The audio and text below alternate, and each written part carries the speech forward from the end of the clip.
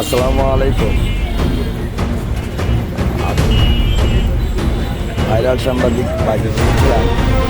দর্শক কিন্তু আজকে ঢাকা বিশ্ববিদ্যালয়ে আছি বর্তমানে।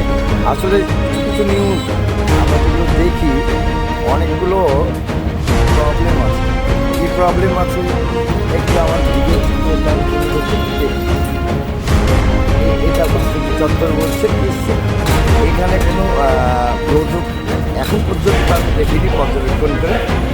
দর্শক কিন্তু আরও কিছু কথা বলি, যেগুলো মিডিয়া এই গুজব ছড়াচ্ছে, তাদের পক্ষেও ভালো হবে না এবং দেশের পক্ষেও ভালো হবে না।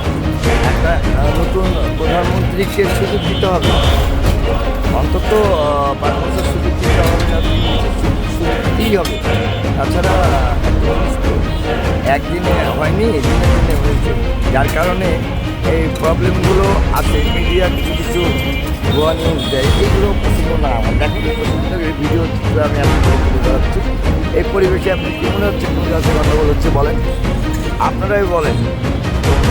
ঠিক আছে, আমি এই প্রতিবেদনটা এখানে শেষ করব, আর বাড়ালাম না।